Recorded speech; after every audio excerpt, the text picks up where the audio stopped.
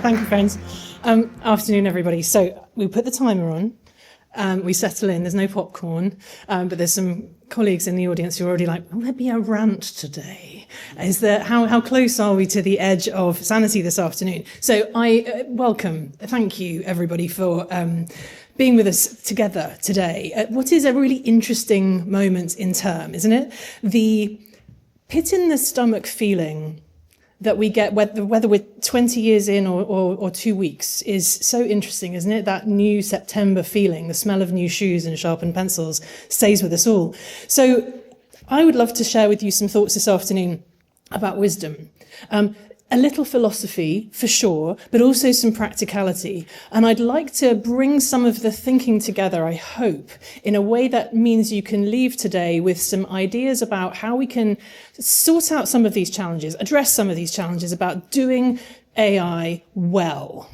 Not just ticking the box, but actually achieving something meaningful and impactful and aligned with our vision and values. Like, that strikes me as the way forward. So we'll be thinking about discernment, and we'll be thinking about sovereignty in particular.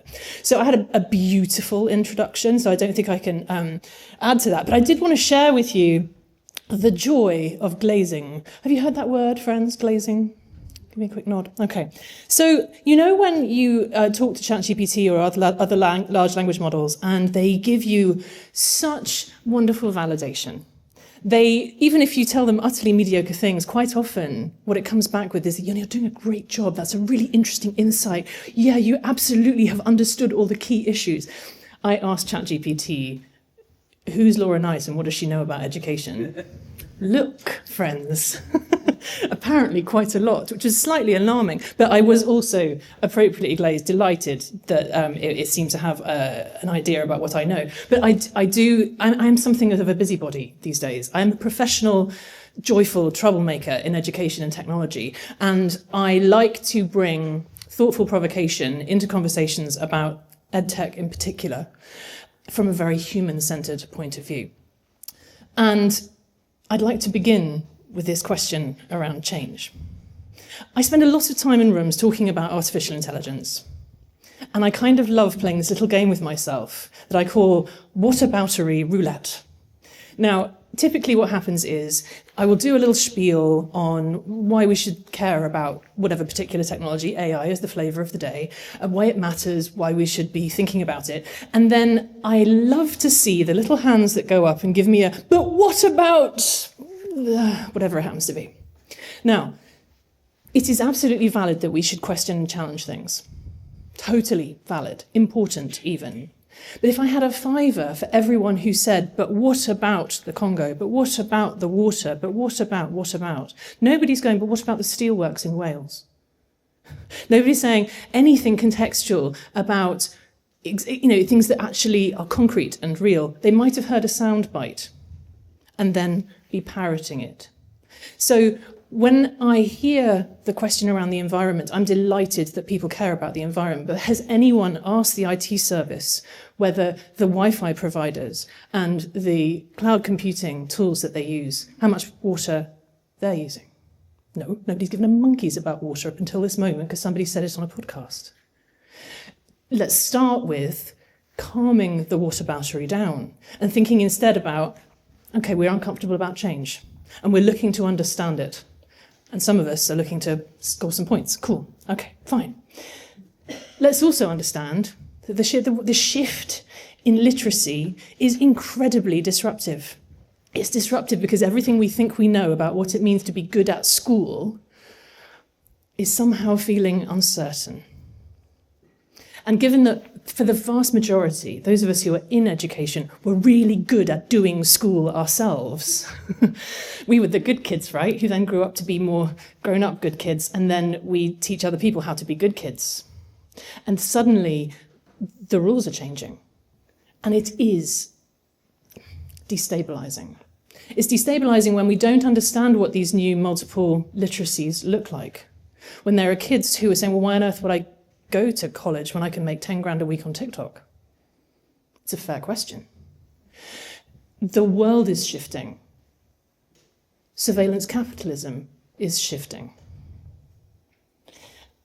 enterprise solutions that kind of keep us docile and compliant in our approaches to technology out of convenience are also changing. So I'd like to argue that there is a call to action for us all to be better at making choices and to put sovereignty first. Now, sovereignty is a word you'll hear a lot in the corridors of places like AWS and Microsoft right now. And I know that for many of us in this country, we'll be thinking that's very Brexity kind of echoes. This is uncomfortable. We remember those staff from days. Let go of the Brexit thing for a second. And instead, let's think about what this actually means. When we talk about agency, this is like agency, let's 10x, it's 100x agency. And think about sovereignty when it comes to the ownership and control of our data, our digital information, all of our that entire economy that exists around us and our digital stuff. And we should be seeing that as a precious resource to be protected because it has value. I am seeing some quite scary things in the schools that I work with. Schools signing up for AI platforms relatively early in their development journey and literally signing away the whole of the school's kind of data platform and all the rest of it for training data without any questions about consent, just because they want 6 months for free. And it feels wrong to me. It feels wrong that there isn't a sense of value around sovereignty of data, not only for ourselves as individuals, but also because we need to be thinking about our roles as advocates and protectors of the children that we serve. So let's start with a real rooted sense of what it means to make good choices when we are protecting that sovereignty, not in a kind of red flags on roundabouts kind of way, but instead in a let's think about what it means to own our digital selves. It's selfhood. So bearing that in mind, the next thing that's tricky is around defining what right and wrong looks like in a space where all of the decisions that are made are a bit invisible until they're not. And doing the right thing when everybody is watching it feels quite different to doing the right thing when nobody's watching. Anonymity and online life, I mean, we could do a whole thing about that, but what I want to focus on here is those procurement decisions that you made in good faith, those platform decisions around whether it was okay to try and write reports with the new AI, whatever. Those decisions are going to stick. And some of them are going to look ugly because we don't know which is the right side of history to be on in some of these situations yet. And I would say that when we talk about learning fast and acting more slowly, I loved that. Did you like that? I thought that was wonderful. I think particularly we want to be thinking with care around the future implications. One of the universities I'm working with currently is particularly cautious around this from a data sovereignty and privacy perspective. They're like, thinking about, let's say, the post office scandal and 23andMe, let's imagine for a moment that one of the tools that we use and that all of its data goes up for sale. And let's imagine right now we have a future prime minister on one of our courses in our institution. What does that mean for that child, that adult, that student's essays further down the line and everything they've ever written or asked or interrogated of this digital platform suddenly potentially being for sale on the open market? Yikes. The implications of those decisions are quite considerable. So when we have to think about ourselves as teachers here, we also have to think about students and this chasm that is growing between schools and families, who too often are working against each other when it comes to the digital well-being screen time debates. The folks who turn up to that screen time evening, they're the 4 people who didn't need to be there. And we love them for coming because there's a lot of biscuits. But frankly, but you know why the parents don't come?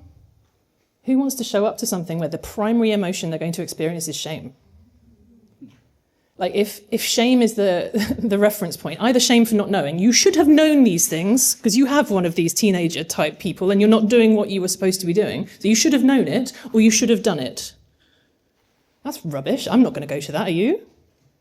I'd rather not know, thank you very much, and carry on with my blissful ignorance. So starting with shame is, it sucks, let's stop doing that, please. And so when we're thinking about ethical participation on the web, whether it's through social media and other online spaces, or whether we're talking about AI use, let's begin instead with something that's much more focused on internal moral compass and helping young people and their families have something robust to work from inside.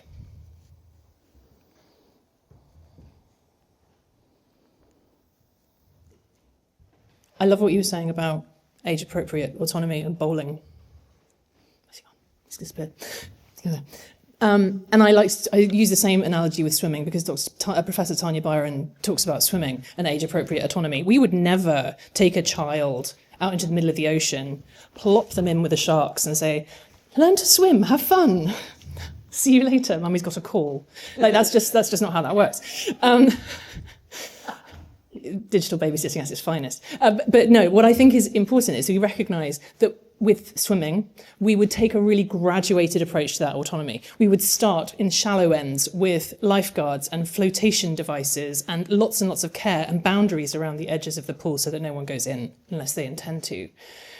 And online experiences are not like that. We messed up with social media badly. And I think we are going to be living the consequences of that for generations to come, actually, for a long time. And what really boils my blood is that we're walking into the same kind of naive and slightly foolish expectation that this time the big tech bros have got our backs and they're looking after our kids and it's going to be fine. No, friends, it is not. Most young people are having their first AI experiences in spaces that are completely unsupervised by any adult, in a way that short circuits all of the usual defenses and dials right into a level of synthetic intimacy that should ring alarm bells.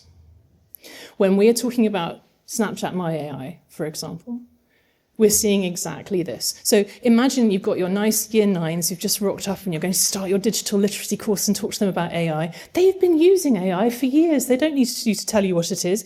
They will have a relationship with AI. I asked my students last year, my year nines, about Snapchat and was alarmed in ways that I can't quite articulate, which is unusual for me. But this, when one of the young ladies in the class, I said, so tell me about Snapchat. And this girl's face just lit up and she said, oh, I love her. She's my best friend. I tell her everything. The pronoun use alone just made my heart sink because this young person had completely created in the full, like she was a case study for the Eliza effect, a complete persona around this digital entity. And we've seen it in tragic ways too. So creating opportunities for age-appropriate autonomy with the right level of understanding is key. Now, I'm having some great conversations about early digital literacy at the moment, even down to sort of preschool levels. How do we talk to very young children about technology and AI? How do we build foundational concepts and constructs that are going to help them to then create healthy relationships and boundaries moving forwards? But here's the problem. Let's imagine we're going in to, I don't know, talk to some 7 or 8 year olds, the kind of kids who might well get a phone for their next birthday, which might well not have any restrictions on it whatsoever. Right, so let's imagine that context.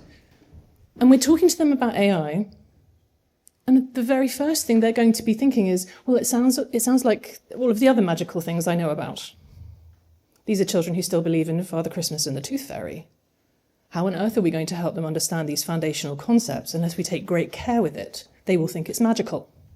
So age-appropriate autonomy is as much about age and stage and care as it is about those constructs and age-appropriate messaging.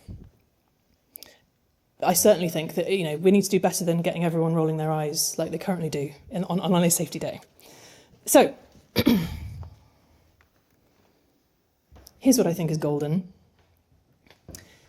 Perhaps instead of telling young people that the adults have all of the answers, we should be instead fostering curiosity and helping them to understand the power of asking the right question.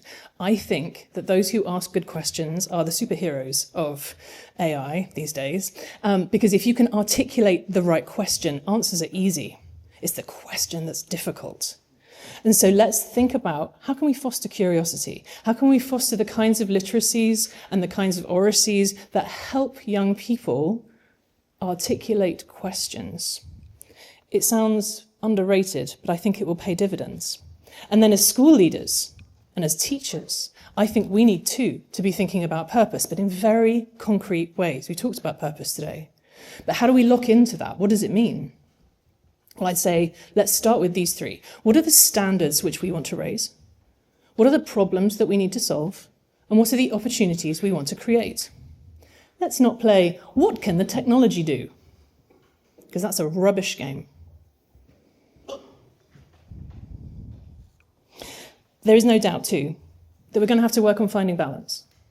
Those of you who've heard me speak before will perhaps have heard me mention this, but I think that there are some important balances for us to strike. The first is about being pro-tech and not throwing the baby out with the bathwater, but also being pro-boundaries. We can put the boundaries in place and still have an amazing time and use the technology well.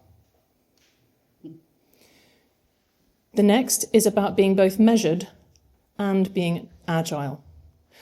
We don't want to shoot from the hip when we're working with young people who only have one shot at year 8. But we do want to make sure that we can tread lightly enough to not entrench ourselves in one particular iteration of the tech that's going to be out of date by this time next September. So treading lightly, but also being measured is a tricky balance to strike. And the third is about agency to an extent, but it's about that freedom to be creative and to have to use your professional judgment. So that freedom is really key, but we also need the structure to keep everybody safe. I had a colleague, there was a teacher from a school that I work with who wrote to me in confidence, I'm so sorry, I'm not going to name names. He said to me, I'm really annoyed about my school because they've banned AI. I said, what? That's not what I said. He said, they've banned AI and I can't use anything. I said, is that quite right? He said, well, they've said that we've got to use Copilot and I don't like it. I said, okay. And I said, and so what are you doing? Are you kind of working with Copilot to see what you can do? He said, oh, no, I'm just hotspotting off my phone. Okay, cool. This is somebody who was heading for a middle leadership. Like, this is not a numpty, right? But this is the way that people develop these kinds of bonds and even sort of sunk cost fallacy experiences with technology, where letting go of their habits and their digital realm is really hard. So those balances are not going to be easy to strike, and you will find people getting upset about it. I would even go as far to say as there is a problem with tribalism here. We don't like silos in education. We will always say that we don't like silos, but we actually love them and we create them all the time. Our schools are these beautiful exercises in silos. Side note, if we're thinking about them in those sort of vertical ways, and we've got departments like this, and you've got a department over here, it's computer science. Don't put AI in that department. AI is not the computer scientist's job, friends. But yet, so often it's ending up going, we need a place to put, they'll do, they know things. AI should be a horizontal, not a vertical. So, tribalism, that's where I was. We need to make sure that we don't get too bogged down in that tribal approach to, oh, well, we're a Microsoft school, or we're a Google school, so we can't possibly use Gemini, and we can't possibly use ChatGPT. There is not one tool to rule them all. Sorry, Toto. They're not going to invite me back. There is not one tool to rule them all. Instead, we should be thinking in a much more agile way about this. Next. There's more rambling to come. I know you're having a lovely time. I hope you are. The next thing is this. In terms of the ethos of how we consider education, we are talking about disruption here.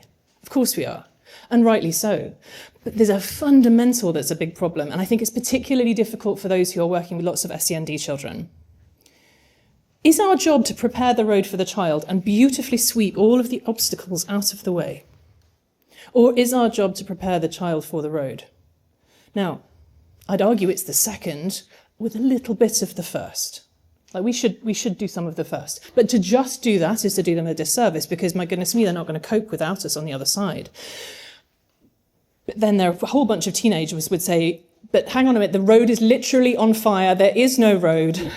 You've destroyed the road. There are no jobs on the road. We are literally hobos now. So there is almost a sense, I think, of discomfort about this whole binary one thing or the other thing. And it calls for a little bit of rebellion. It calls for rebellion when it comes to teaching and learning, and it calls for rebellion when it comes to assessment. Because what's going on right now is frankly a nonsense. That's my official opinion, you may quote me. Like you folks, I'm absolutely gobsmacked at the ways in which this space is moving so slowly, and we are reducing education down to something so meaningless. And so I think it is our jobs to work around the edges of that and do all we can to create meaningful outcomes for young people. And I'm not talking about, kind of Dead Poet Society standing on tables, although do that because nobody remembers page 43 exercise 2. But let's think about how we can reboot assessment in meaningful ways, whether it's stackable micro-credentials, whether it's looking at partnerships outside of school, whether it's about creating opportunities for creativity and entrepreneurialism, for example. Like there are ways of doing things. But one thing's for sure, we've got to get outcomes out of our heads. Because my goodness me, if an outcome can be recreated with zero intellectual engagement, what is the point? A wonderful teacher I used to work with was walking from one site to another with me last summer and said, "So Laura, just get this straight for me for a second. So this AI business," he very anti-tech and joyfully would tell me this at every opportunity. He didn't understand why I had a job. He would say to me, "So just talk me through this. So the teacher creates a test or a piece of homework with AI, and they don't need to do any of the work. They send the test to the children, and the children can use AI to do the text, and they don't actually have to do any of the work. And then the teacher marks the work that the children didn't do, and they don't need to do any of the work." He said, what's the point of all of this? Why are we here? And he's right, there is an absolute cynicism here. We're seeing it at universities, we're seeing it in schools, we're seeing it over coursework, we're seeing it in all sorts of contexts. What's the answer? The answer is process, not outcome. The answer is being on the journey, not just at the destination when it comes to learning. It's the scrappy, messy, inelegant drafts. It's the iteration. Okay.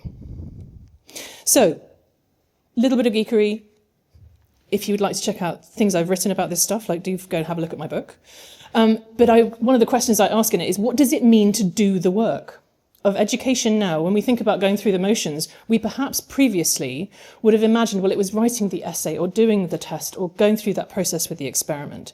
And actually now, I would suggest that doing the work is going to need to look different. Busy work has no place in today's curriculum.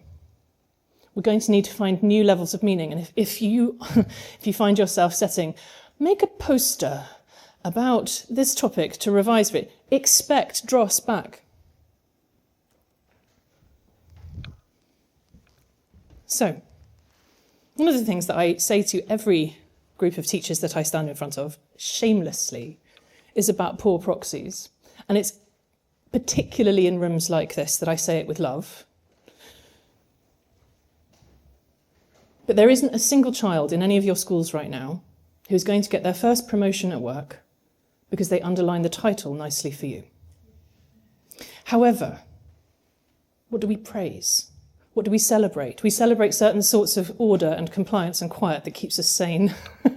But there isn't necessarily a celebration of disruption, of rebellion, of that kind of amazing divergent thinking that we know is absolutely, super powerful out in the world. So be careful about those old proxies, those myths about what it means to be excellent, especially in spaces where tradition carries a lot of weight. I suspect that behind that, there isn't a lot to interrogate. Instead of those proxies, let's think about how we're dealing with some core constructs that actually have a real societal impact. If we don't get this right, this business around AI and truth and integrity and character, the implications for democracy, I don't think we can even begin to understand. Well, I hope that we can begin to understand. You just have to look at what's happening on the other side of the Atlantic. But the capability to manipulate the masses is right there.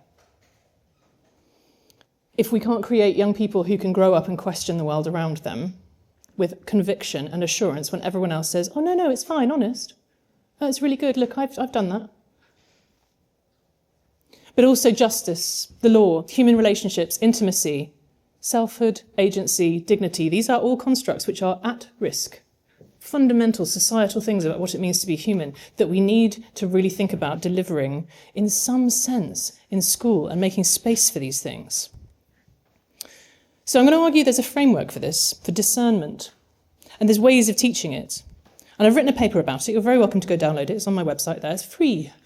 I'm going to suggest that there are 3 core things that we should deliver a curriculum around, which are capability, that's that skills stuff. Let's not just get bogged down in skill. Conscience, which is that inner moral compass, perhaps with a sprinkling of self-esteem. And courage. The courage to question, to challenge, to learn. A couple more thoughts from me before I finish. There is a paradox that I want us to be really aware of, and it's in us as much as it is in the young people that we work with. Learning is a really uncomfortable business. If learning feels easy and sweet and straightforward and breezy, then it's not actually learning. Learning should be uncomfortable. But here's the problem. We have been primed by our digital devices and by big tech to soothe all of life's little discomforts with our devices. Bored? Scrolling. Lonely? Texting, calling, dating apps. Swiping, yeah. Impatient? Hassling. Whatever it happens to be, there are so many ways in which we will engage with our devices to soothe our discomfort. We've been primed for this. The smartphone generation have lived it their entire teenage lives, right? And so it is a big area of cognitive dissonance to say, yes, you're struggling, yes, you're uncomfortable with your learning, and no, you should not self-soothe with digital. Because every atom in your being is deeply ingrained in the habit of doing that.